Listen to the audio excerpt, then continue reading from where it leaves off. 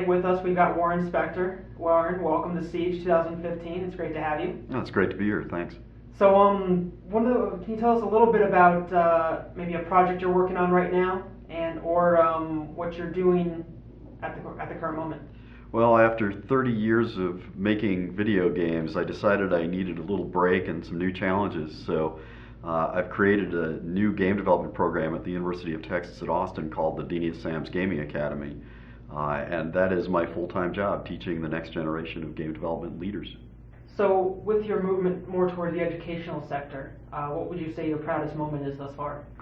My proudest moment is just convincing the University of Texas to acknowledge that game development is a worthy field of study.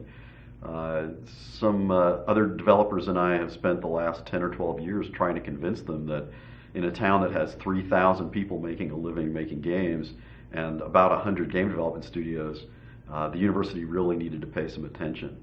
And finally, they got the message, and I got to create a brand new program from the ground up.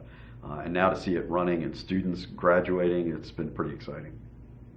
Well, one of the reasons you were invited to Siege this year was to give our Friday keynote. Maybe for the people who missed it or people who might be interested in catching it online, what were some of the highlights you thought? Well, what I wanted to talk about in my keynote was the ways in which games are like and unlike other media. One of the things that has always distressed me, I guess, is that we kind of have media envy in the game development community and even among players. We want to be more like movies, or we want to be more like television, and I think games are wonderful and unique, and we need to celebrate the ways in which we're unique. So I was just trying to make that point and get people thinking about what makes us special and different, and then encourage developers to exploit those differences and not try to imitate other media. Well, tell us a little bit about your first job in the game industry. My first job in the game industry. I was working towards my doctorate at the University of Texas, in fact, and for a variety of reasons I won't go into, I needed to find another way of making money as opposed to teaching.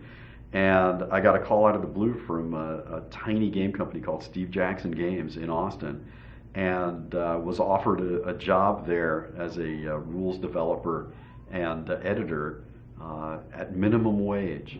And I dropped out of a PhD program to make tabletop games, and my mom cried for about 10 years over that, but it worked out okay. Well, with your work now in the educational sector, I'm sure you interact and speak with students a lot. What's the one piece of advice, or I guess small amount of advice you would give to aspiring game developers or your students in general? The thing I think most students need to understand is how incredibly difficult it is to get a job in game development. At my last studio, I would get 100 resumes for every open position. And at a place like Blizzard, I forget it, they get thousands. And so the competition is fierce. First of all, make sure there's something that sets you apart. There's got to be something beyond I love games that makes people remember you. And what that is going to be different for every person. The other thing is just get your foot in the door. You're not going to start out as the creative director on the next Assassin's Creed. It's just not going to happen. You're not going to get to make your game for many years. Just get your foot in the door. Even if you have to work in QA and quality assurance, just do it. Well, finally, maybe as an attendee, is this your first Siege? This is my first Siege, and it's been really interesting. It's been great because I didn't realize that the Atlanta area had such a thriving and robust development community. So it's been great talking to developers that I'd never met before. And it's also been a little surprising to see how active the educational scene is here.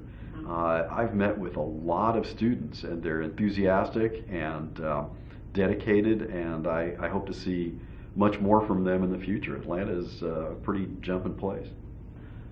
Well, were there any specific panels maybe you wanted to see, or any speakers specifically you wanted to hear and listen in on their panels as a fan or as an attendee? I certainly wanted to sit in on some sessions and hear some people. Aaron Hoffman has an awful lot to say, and it's always interesting. And I'm very much about mission-based living, not just mission-based game development. And that was kind of the heart of her talk. So I found that fascinating. And Ian Schreiber and I go back a ways. So I really enjoyed his experimental gameplay panel this morning. And there were, anytime you have a roundtable about failure, count me in. There's a lot of failure that happens in the game business, and I'm a part of it. So one of my many mottos is fail gloriously, because you're going to fail. You might as well try for something really big as opposed to failing in mediocrity, which would just be depressing. Well, again, Warren Spector, I wanted to thank you for your time joining us for a quick little behind-the-scenes interview here at Siege. I hope you enjoyed it. Had a great time. Thanks for having me.